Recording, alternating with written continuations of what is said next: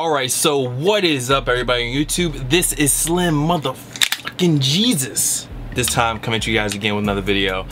That was the most thumbs up name, so I'm Slim Jesus, I guess. And this isn't a real pistol, it's just a CO2 pistol, so don't have the cops come into my house, okay?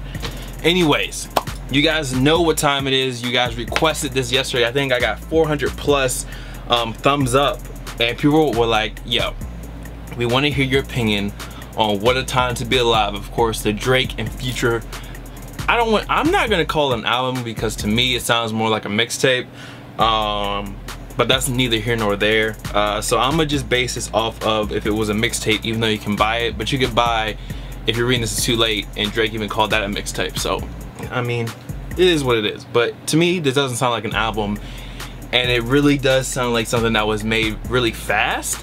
I know some people were saying that it sounds more like Future with the Drake inside of it, more of a Future tape, but to me, I think they handle it basically, I say 60-40, or maybe 55-45.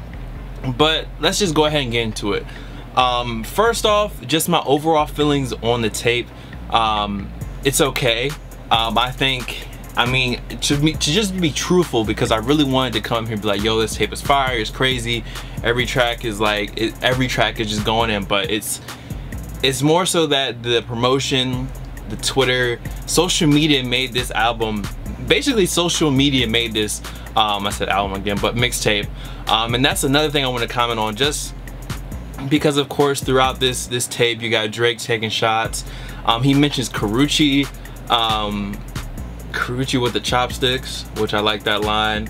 I think on the 30 for 30 freestyle, whatever, in the end, he has like this whole thing about what was it, like, January's coming up, I haven't heard nothing from you in a while, we got a banner up here for the retirees, like the retired basketball jerseys.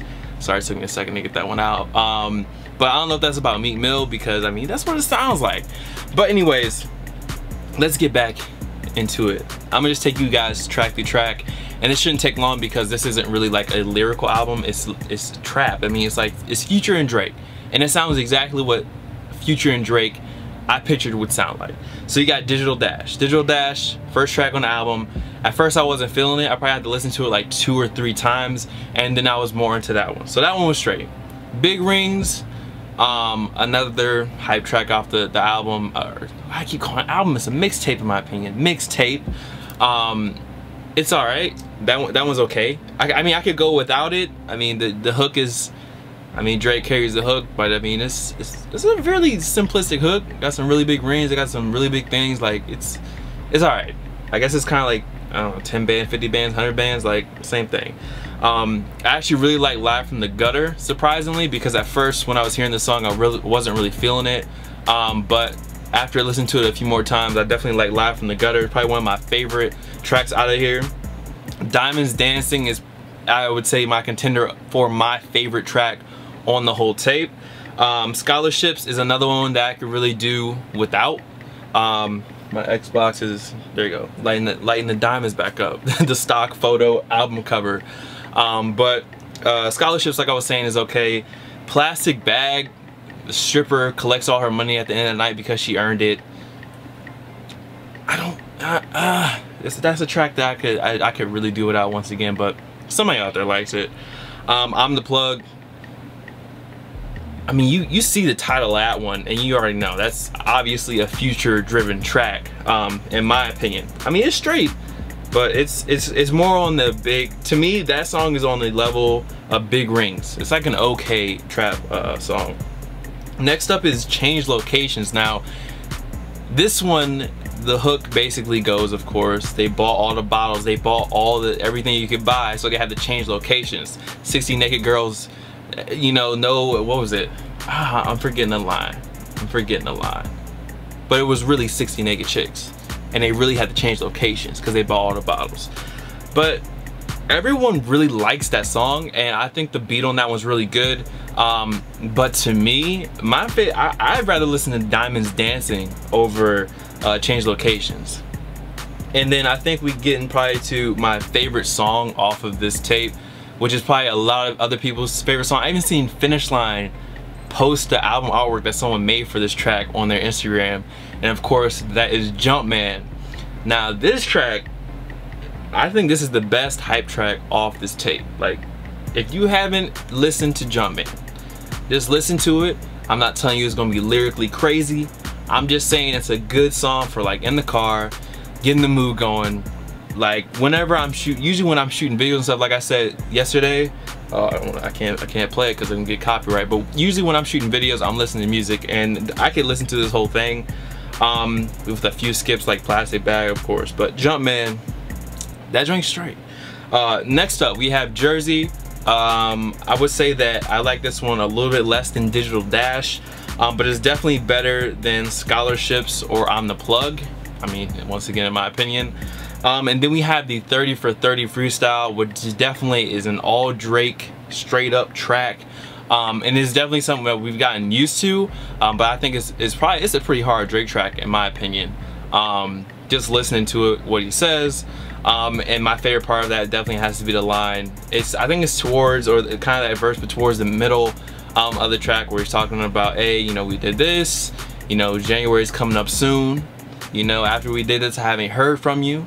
You know, we got the rappers up top for any retired players. Like, that sounds like a straight Meek Mill diss to me.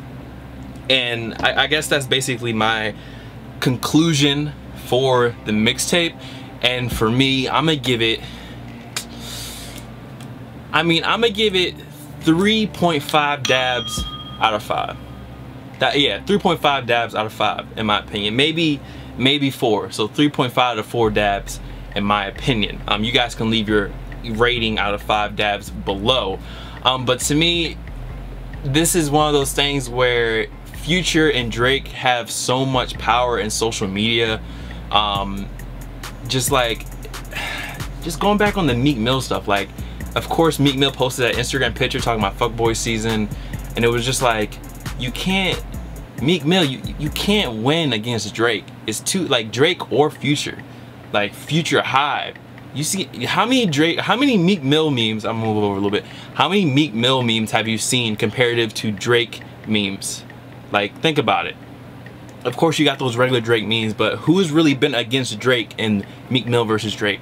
Not really many people, because mainstream people don't care about the original Quentin Miller. Drake even raps about Quentin Miller in this in the tape. So it's like Meek, you just gotta let it go, bro. You gotta just let it go. Please let it go. Drake and Future have Twitter. They have social media. In today's age, in 2015, social media really drives hype for albums like crazy. Like crazy. But anyways, guys, that is my thoughts on the mixtape. You guys can leave your thoughts down below. What did you think of it? How many out of 5 dabs would you give it? And I'm gonna see you guys in the next video. So much love to all the fam, followers, and supporters. You guys can follow me on Instagram, Twitter, Snapchat, SoundCloud, Twitch, here, there, blase, blah, at BulletRC. And also, since this is a music review, if you guys are following me on SoundCloud, I do try to put up more I like tracks, like playlists, and you guys can kind of hear what I like to hear, which is a kind of a mixed bag of things. But y'all be easy. Hope you enjoyed the review. Peace.